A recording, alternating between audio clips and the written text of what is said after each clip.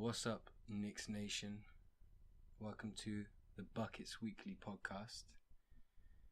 The very first one, the inaugural episode.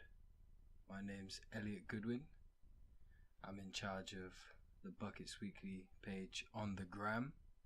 If you're not following it already, go follow that. We keep you on the pulse of everything New York Knicks. So keep up with us there, and I'll be doing this podcast once a week. We're aiming for the weekly is a clue in the name, and we're going into the off season now, so it's really starting to get gossipy, if that's a word. There's rumors flying. This is where reporters really earn their money. So we're going to try and keep you on top of everything that's going on. In today's episode, we are going to go through a couple of our players, what the team might look like next year. It could be very different. It could be largely the same. We'll go through, of course, the coaching search. We let good old Horny go. Didn't even get back to New York. We landed. We took him to a conference room in the airport. Scott and Steve just ripped the band-aid off. Get it done. They said it was the right thing to do. I guess so. Why let him just sit and think, get some sleepless nights? So they fired him straight away, and now their due diligence is in full effect in the coaching search. So we'll talk about that too. The first thing I want to talk about, Enes Kanter. Get it, Enes! It's my best Jarrett Jack impression. He can opt out next year. He's been an absolute beast for us. New York loves him. Obviously, he's got the personality. I think he's getting 18, just north of 18.5 million next year. He can opt out. He can go to another team. He says he wants to be in New York. He was quoted earlier in the year saying he wants to finish his career in New York. A lot of people that have come and gone have said the same thing. But it's all in his hands. I mean, if you look at him on social media at the moment, he's definitely not thinking about basketball. He's doing all of his humanitarian work, hanging out with Terry Crews. So it'll probably be a little while before we hear what he wants to do. But at the moment, he wants to stay. His agents and things like that might say something different. But there's a lot of money on the table. Should New York offer him? I mean, this guy's a machine. He's an absolute tank. We've all heard the reports. I mean, Mike Breen absolutely loves it. He brings it up every time they mention Kanter. This guy arrived to the game on crutches and left the game on crutches. Oh, and in case you forgot, he started that game. He started the game. He came in and left on crutches. He probably had a neck brace on. He was wearing like a body brace on the bench for the second half of the season. And that's like back and neck. That's like serious stuff. That's not like a sore knee or a sore shin or tweaked a hammy. This guy's like barely able to turn his head, and he's like doing a weird kind of hippity hop down the floor. So this guy wants to play. He's got the grit. He's super, super passionate, and he loves the fans. And he's going to get paid because he deserves it. Scott and Steve keep their cards pretty close to their chest as well. What they would do with players when asked, they just obviously don't talk about it. Same with the interviews. They're not really letting a lot go. But me personally, now let me know if I'm wrong on this, I want Kanter to stay.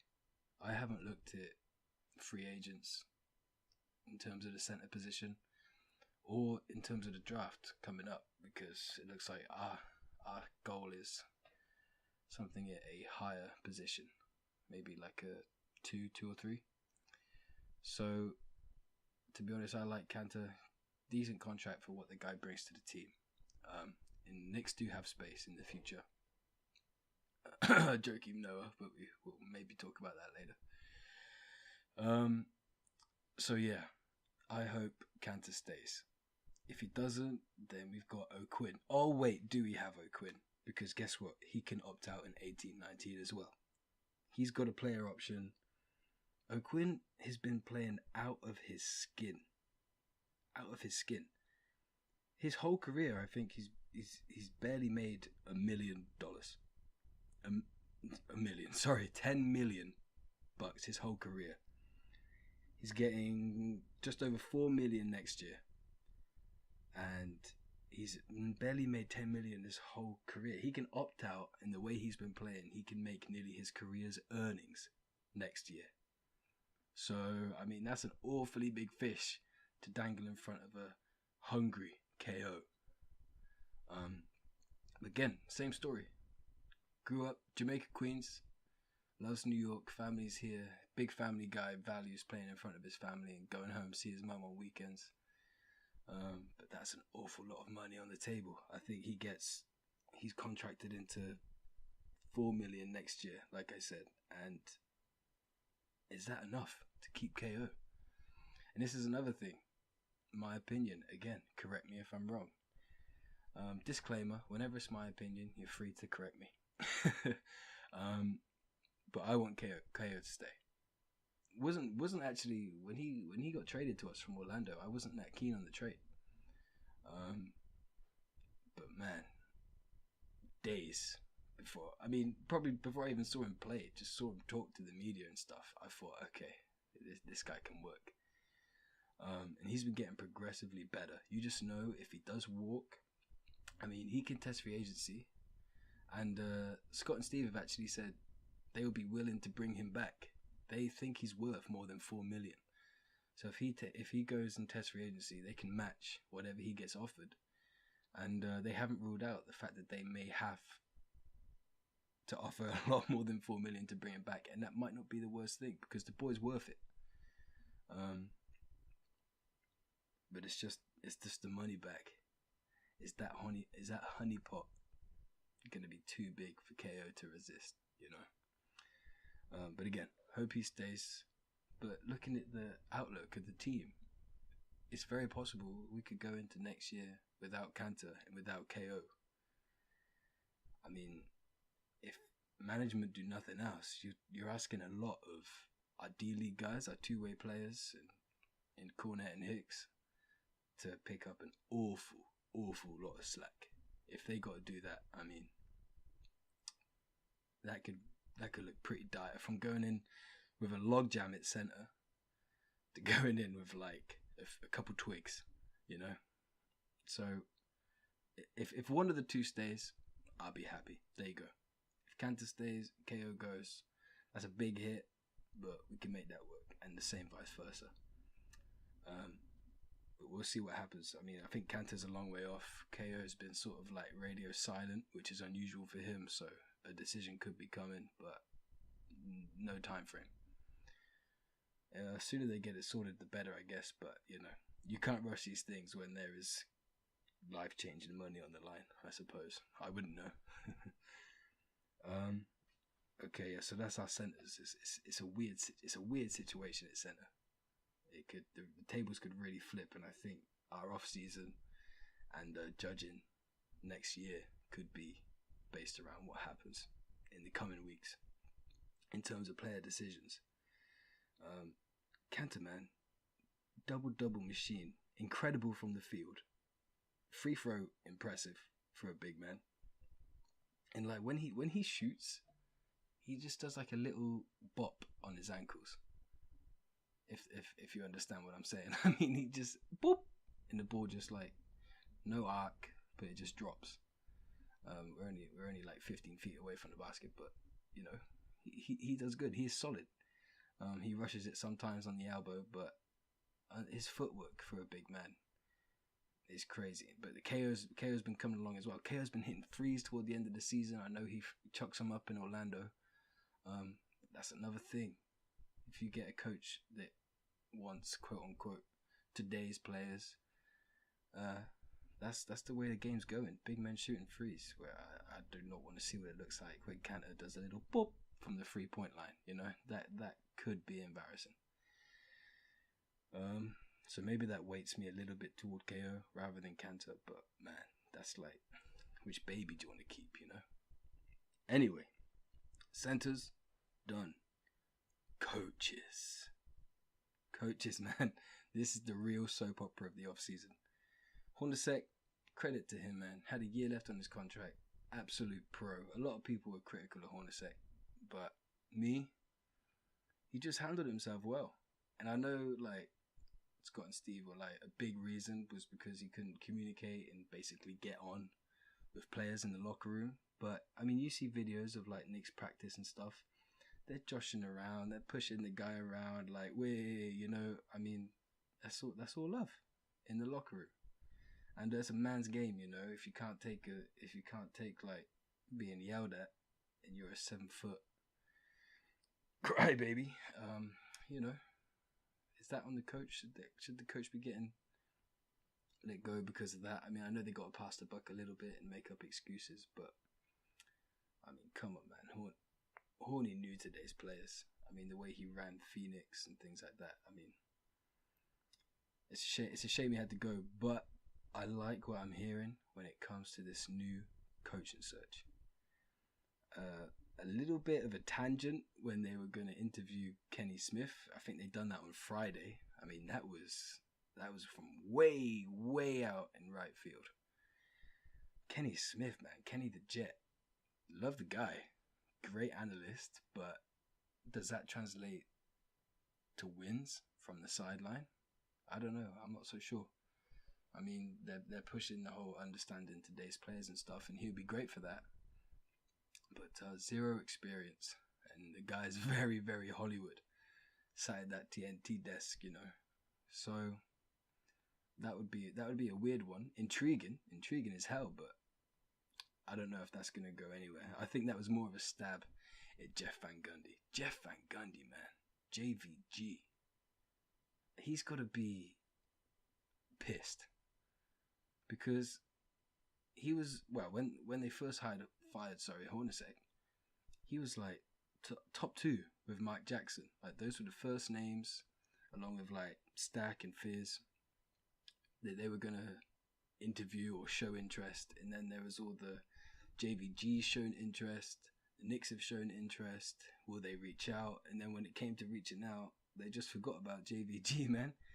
Van Gundy just got pushed to the wayside. We went to Mark Jackson, Fizdale, Stackhouse, and then Jeff Van Gundy, nothing after he expressed interest. And you know, I mean, his brother Stan called it earlier in the year. Toward the end of the season, he said that he didn't feel the Knicks were really serious about his brother, and maybe he was right. But I mean, I would have just loved to just sit with the guy, you know, interview the guy. I mean, like all these respectable coaches. I mean, we sort of like we can't fail to land on our feet here. Touch wood. I mean, a very Knicksy thing to do right now would be interview all these guys, sit with all these guys, do your due diligence, quote unquote, and do the right thing all the way up until you choke. You just completely choke, be in the Knicks organization. You let all of them coaches go. Let them be great coaches for another team, somewhere else, overseas, whatever. And we just end up bringing some assistant up from bringing Jeff Longstaff back from the G League. You know, I mean, props to him, man. He's head coach in the G League. I forget what team now. Red Claws? Ooh, I'm not sure. The Milwaukee team? I'm not sure. Anyway, he's head coach in the G League now. KP's favorite assistant, Phil Jackson's last kind of sting at the Knicks was to get rid of Longstaff like 2 days after KP said he really likes Longstaff.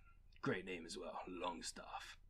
That guy should have stayed just for that. Anyway, that's why I'm not a GM.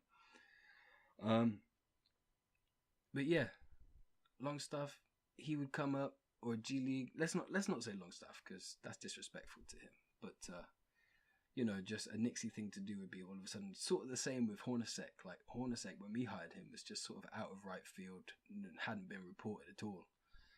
Then it just happened. Like no one really knew him. Jackson didn't know him. That just happened, and then it was kind of deflating and just meh. And that showed in the 2-year tenure that he had. 2 years, yeah. So that would be the most Knicksy thing to do. But at the moment, it seems like, I mean, Scott and Steve, man, Scott and Steve, we trust Knicks Nation. These two know what they're doing. And when they brought Perry on, they said, like, it's not that there's a president and a GM. There's them. You know? They said they're going to mesh, they're going to butt heads, and they're going to do things together. And that's great. Two minds are better than one. So hopefully they do the right thing. It's sort of not happening like they said it would when it comes to David Blatt. David Blatt is my least... I don't know how to explain it. I just don't want Blatt to coach the Knicks. Again, disclaimer, my opinion. Let me know, let me hear it. But, I mean, yeah, he's got ties to Mills. Played in college of Mills. And that shows because Blatt was going to fly over to New York to meet with the Knicks brass. Which he should. You know, he's up for a big time job. Credit to him, overseas, he's become like, I can't remember what it is now, but it's the first coach to get two separate championships in Europe. So props to him, man. Great coach. The NBA players, different story. And I mean, it shows when he's had nowhere near that kind of success in the NBA, I don't think.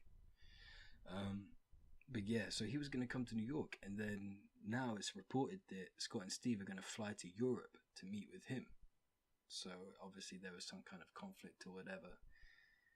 And Stevie was like, "Don't you worry, man. We'll come to you. We'll go hop some grapevines and, you know, hit some vineyards and come see you." But I don't like that, to be honest. You know, I mean, they are traveling to speak to a lot of people. Most of the interviews have been in LA, I think, California. But yeah, that whole we're gonna do this together, even if we butt heads, you know, it sort of takes. I guess at the end of the day, Steve Mills has that 60 against 40 share in the decision making. Hopefully that doesn't translate to David Blatt as head coach of the New York Knicks.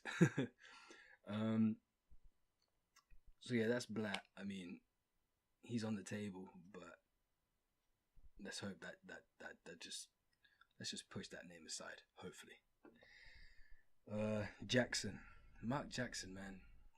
I mean, he's got everything the front office are looking for. He's got the attitude.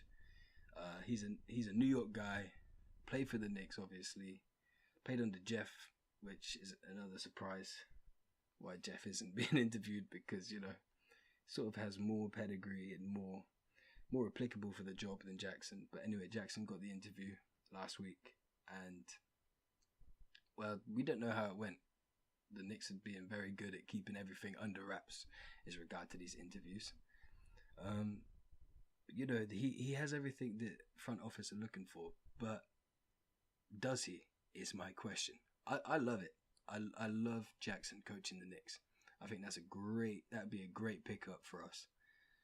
But I mean, obviously he needs to know the market he's playing in, because there's all this superstition about the Knicks media and just life as a member of the Knicks organization, and it's like ghost stories and ooh, you don't want to do that. Oh no.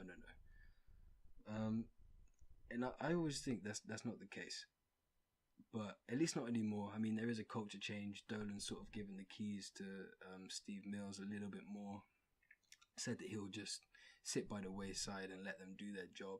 Let them be the professionals that they are. And so far, we've seen that. He done the same thing with the Rangers and got a bit of success out of there. So hopefully that's the case. In which case, I mean, it starts with him. So if he's doing that and he's just doing nothing but blindly cutting the checks when and if he needs to, then that's a major shift in the culture in New York.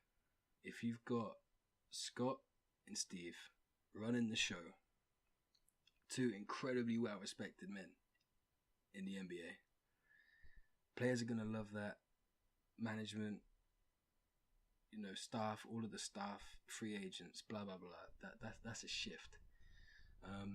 So hopefully there's not that scrutiny so much. I mean, the media's the media. They're going to ask you the tough questions. I mean, that's just the facts. And Mark Jackson, he's got the personality to handle it. But the only thing is, you already see with this guy his past. coming back to bite him. And, you know, I mean, for those of you that don't know, I mean, from what I've heard, there's like, when he was coaching the Warriors, there's like secret videos and stuff of him saying quite bad things. Like, he's obviously got very strong beliefs, fair enough, but the way he imposed them on players and things like that. I think one of the players on Golden State came out as being gay, and Mark Jackson said he would pray for him. You know, I mean, that kind of thing just does not fly. Zero tolerance, you know. And I'm sure that Mark Jackson, I mean, he's already been like scrutinized for this kind of thing. I'm sure he's repented, and he'd handle things differently given the chance again. But those kind of things are coming back already to like try and tarnish this guy. Just like berating him in any way possible. So if he were to join the Knicks and he were to, I mean, he's stern, which is good, and great coach. He had loads of success in Golden State, but just one slip up, you know. And I think it would just, because he's got a good thing going with the ESPN, calling games with Jeff Van Gundy and Mike Breen. But if he gives that up and then comes to New York and trips up, then that's like a serious hit on his career. I mean, and if he knows that, then that's probably pretty good. I mean, then there won't be any slip-ups, and he'll be a great coach, and he'll get the job done for New York, and hopefully we'll have some success in New York again. Touch wood. But I mean, that's the only skepticism I have with Mark Jackson. Other coaches, Stackhouse, probably the most intriguing pick for me. Coach of the 905, the Toronto G League team, which they won it. They won the chip this year. So he's great. I mean, a big thing on these Knicks that with this new staff are developmental staff. There's been reports just about bragging about how good they are. And when you look at the G League last year, like all of our players got into the NBA. 3 of them still reside in the NBA or something like that. Like just great success through the team and through the developmental staff working with the G League and the Knicks in tandem. I mean, there was some sort of quote like they don't see it as a vertical, you have to work your way up the ladder. They see it as a horizontal, everyone's equal, gets to spread attention, blah, blah, blah. Whatever they're doing, it's working. And if you put Stackhouse into that mix, who's already proven to be a great developmental coach, he's a young coach. I don't believe, has he coached in the NBA? I don't think he has. Maybe he was an assistant somewhere or something. Correct me on that if I'm wrong. I don't recall him making noise anyway in the league as a coach. The Knicks, this new cultured Knicks, I think would be an incredible platform for him to show what he can do. And then with the young players that we got, with KP coming back from the ACL tear, I mean, he's got ideas and he's got maneuvers that could really, really work if they're implemented into the Knicks organization, if he becomes head coach. So I like that. That's intriguing. I mean, the upside to that is huge. Absolutely huge. Fizdale, a little bit more pedigree to Fizdale. I mean, I rate him completely on, I mean, he gets knocked a lot for what happened with Gasol this year, and the rift that they had and just not playing him, and sort of like, is that a tanking thing or a coaching thing? Is that a personal dispute? Blah, blah, blah. Anyway, Marc Gasol says I didn't like it and he gets fired. But I judge David Fizdale on the "they not gonna rook us." That was just one of the coolest coaching moments I've seen in recent memory. I mean, when I don't know if they were out of the playoffs, but they got some bad calls in the playoffs. And he stuck up for his guys, and he just ranted and raved and preached about how good his guys were. And that's the kind of thing that New York is going to love. You hear Eric Spoelstra talking about Fizdale saying, I hope he doesn't come to the East because I don't want to have to face him too much as a coach, as an opposing coach. And that attitude he brings is the right attitude. And I just think that, again, has tremendous upside.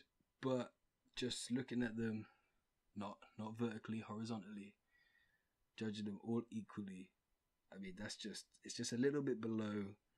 I guess like just because like the Hollywood factor and things like that, I would probably take Mark Jackson over Fizdale. But because again, upside's great with Fizz, but Jackson, if everything goes smoothly, I think that could be incredible for the city of New York and the franchise. So Fizz, I love it. I just don't rook Fizdale, you know, don't count him out. Stackhouse we've mentioned, Kenny Smith. That's just got to be a gimmick. That's just got to be a stab at JVG. Maybe it's not. There were talks when it came out that it was just like a courtesy interview, whatever that means. Like maybe he just asked and they didn't want to hurt his feelings. I don't know. And then there was talk like maybe he would accept, because he interviewed for the Knicks general manager job in 2008. So maybe there's just he would maybe, well, it was reported that, he would maybe accept an assistant position under whatever head coach that they hire. And I don't know like how he would feel about that personally, but me seeing him on TNT doing all the analysis and things like that, going to an assistant sort of in the shadow of another coach, sort of in terms of his career and things like that, I don't know how he would feel about that and if that's a possibility. If it is, that's a win. I am okay with that, 100%. If not, then I mean, it's like Derek Fisher all over again. You know, you hear Derek Fisher and you're like, ooh, this is interesting. He's a really good player. This could be amazing. Imagine if he coaches like he plays. But you know, we all know what happened there, and let it never be mentioned again. Those were dark times for Knicks Nation, man. So yeah, Kenny Smith, it's intriguing. Sort of way out of left field, and you saw like him getting absolutely roasted on TNT. I think Shaq nearly like broke his neck with his like thumb. He gave him a handshake, so it was all love, but they were roasting him, like giving him tips on the interview and stuff, saying like don't let your knees knock together and whatever. And he was shy about it, man. I mean, obviously, and he was keeping a lot of things close to his chest on the matter, but again, that's him being roasted by his buddies. What happens when he's like roasted by all of us, you know? So I mean, it'll be interesting to see what comes of that, if anything comes of that, and if he interviews elsewhere in the league, because maybe he just wants to get back in the league. But we'll see what happens. Kenny Smith, 50-50. Call me 50-50 on that.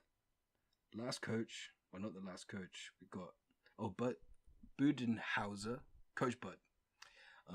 We interviewed him today in LA. I think it was in LA. Again, we have no idea how it went, but interesting prospect. That's a coach of serious pedigree. He took that Atlanta team in 2014, 2015,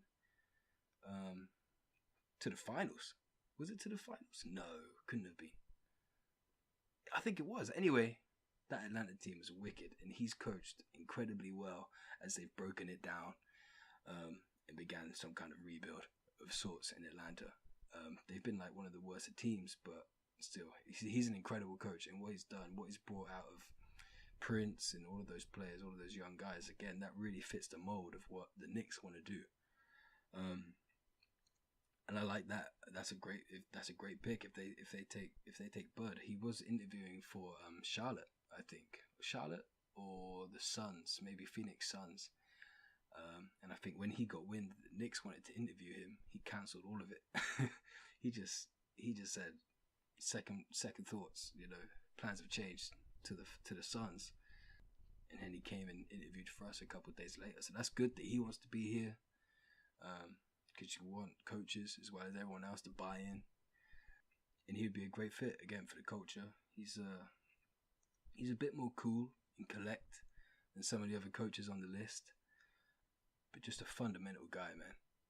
He would be great, and he would really bring out, I mean, players like Dotson and things like that. Seeing what he's done in Atlanta, I think they'd really come out. And if we're gonna have like a broken down team next year, we're gonna need like our young guys and rely a lot on our young guys. And we're not gonna bring in a lot of free agents this year because we want to save it for 2019 when it's like red hot. When there's just like it's like free agent Hall of Fame.